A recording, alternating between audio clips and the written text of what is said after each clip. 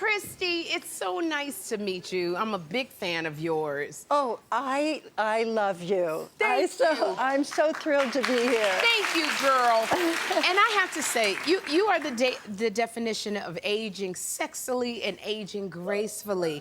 Because, first of all, you just turned 71 this year. Yeah. You turned 71. That's right. That's right. You but like 70 what? 70 where? How are you enjoying being in your 70s? You know what? It's really great. Nothing to fear, ladies. Nothing to fear. Yes. I mean, honestly, I think that, my generation has benefited from all the great nutrition and, all the stuff that we know. We know to exercise and all of that. Yeah. And we just don't want to be boxed in by those numbers. Mm-hmm. We want to completely change what those numbers mean. Yes. You know? Yes. Because, when I started out in this career, they said, it would be all over when I hit 30. Really? And I'm still going at 70.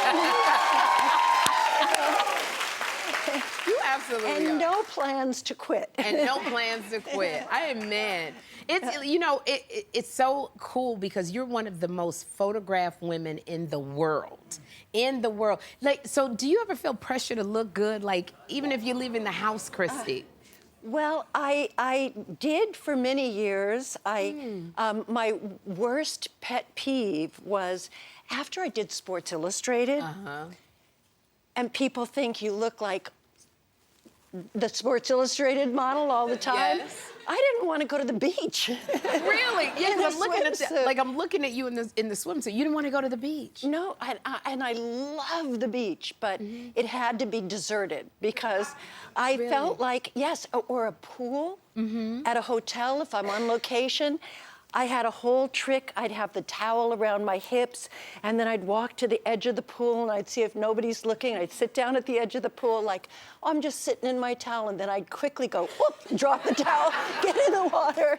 And, and I mean, I was nuts because I look back and I go, hey, you were fine as you were. But that's a thing that young girls, I think we need to work on because, we just need to have that confidence. And I think at 70 now, I don't really care what anybody thinks. That's what I'm talking about. It's something. It's like, and that started, I think, at 50. I was like, You got that. I'm 50 now, so, and now I'm 71, and I just don't care. Yeah. Life is too short. Yes, way too short. It is. It's like it's so much pressure having to live up to what has been created. Yeah. Which I think a lot of young girls go through with social media being so prevalent. Because, and I always tell my nieces, like, what you see, that perfection has been filtered and photoshopped. Absolutely. It's not what people look like. That's right, and especially like in the magazines, Yeah. they've got the pros doing all the special techniques, and then that's why so many women feel bad after they read a fashion magazine. Yeah. But, But you're here. we're all here to change all that. That's right. That's absolutely. Yeah. And this is why I love why you wrote your memoir, Uptown Girl. And, congratulations on you writing your memoir. You know what? You talk about not being a conventional model. And I can't even believe this. You said that when you were younger, people made fun of you because of your looks. Well, really? they would describe me as the girl with the chipmunk cheeks and the chiclet teeth.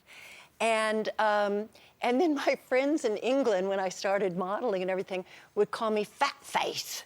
Really? And ironically, women are now paying a fortune to get some fat put in their face. Can you believe it? And I was lucky to have like a lot of padding right there already. In your cheeks. They're paying to look like you now. Yeah.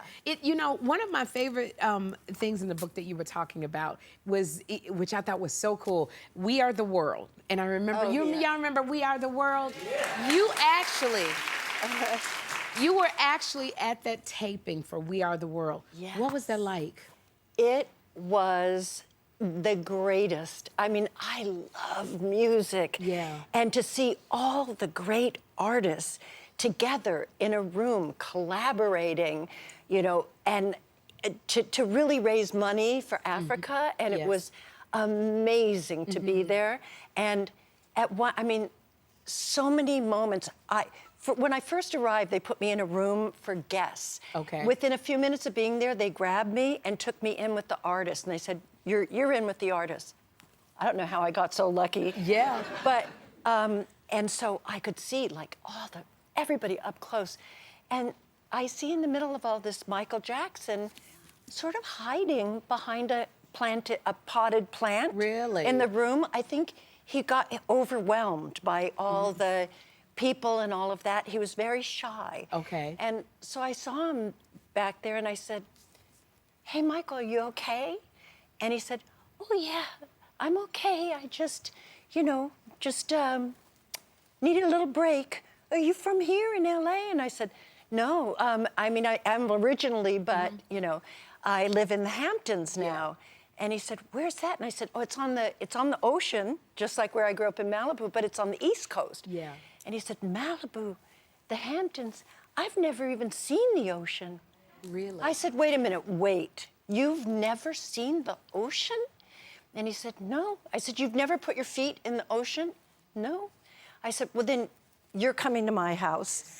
I want to introduce you to the ocean." Can you imagine? And ironically, I had just introduced an Amish family that came to work on my barn. Yes. Because it was very old and authentic. And they'd never seen the ocean. And it was one of the great joys of my life as we got near the roar of the water, you know, the Amish women were like, "What is that?" I said, "That's the roar of the ocean and the waves." And then they had the thick black stockings on, you know. And so they you got just to introduce. touched their toe in the water, and then pretty Yeah. soon they were dancing in the edge of the water. So I really wanted to give that to Michael. Yeah. But I never got a chance. Oh man, but just you put that thought in his head. I love these stories that you've written in your memoir. It's so detailed. You talk about you and Billy Joel. You and Billy Joel, I remember this, and it really refreshed my memory reading your memoir. You guys, when you got together, and I remember this, y'all were like the it couple. You were the power couple, you and Billy Joel. And you got divorced, but you were still able to, you maintained a friendship. Oh, yes. Even now, like, how did you make that happen? Well, you know, some husbands you can do that with, and some you can't. You know? And it really depends on the character of their being, you know. Okay. And I was very lucky with Billy, and we worked together through the divorce, and we knew that it was all about Alexa, our baby, together. Alexa Ray, oh my God. My firstborn, and so we wanted to make it work for her, and now it's just, you know, natural. And so, and you and Billy Joel still friends? Yes. You're still yes. friends. You still do you go to his concerts and? Yes. Oh yes. my gosh. First of all, how did you? Everything was so detailed in the book. I mean, he's my kid's godfather. He is really. Yeah, Y'all for my get two along little like ones. that. Yeah. Oh my gosh. You tell such detailed stories in the book. I don't know how did you remember all of the details that Well, you told me? I kept journals for over 60 years. Really? Yes. And I, like my journals sort of changed as the eras changed. You know, in the beginning, like I did childhood drawings in them and little things. Then was the phase when I left town because California was no longer big enough for me and my boyfriend. And so I was in Paris, and I didn't want to take a camera because I was afraid of losing it, because I was just backpacking around. But I drew everything so I could remember, like this is where I'm living, and letters home to my parents, which were very detailed.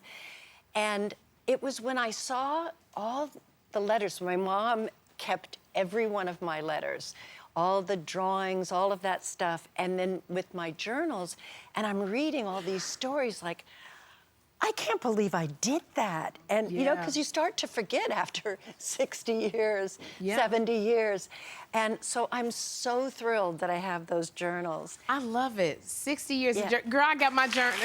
Wow, 60 years of keeping journals. I'm scared for somebody to read some of my journals. Yes. I'm too scared. I put too much stuff in my journals. Yes. For 60 years. You know what? I want to thank you, Christie, for stopping by and sharing some parts of your life with us.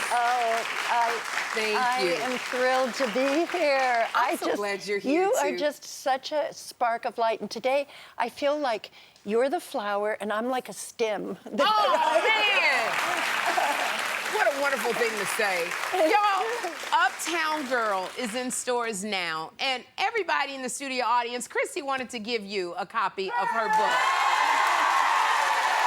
We're gonna have a good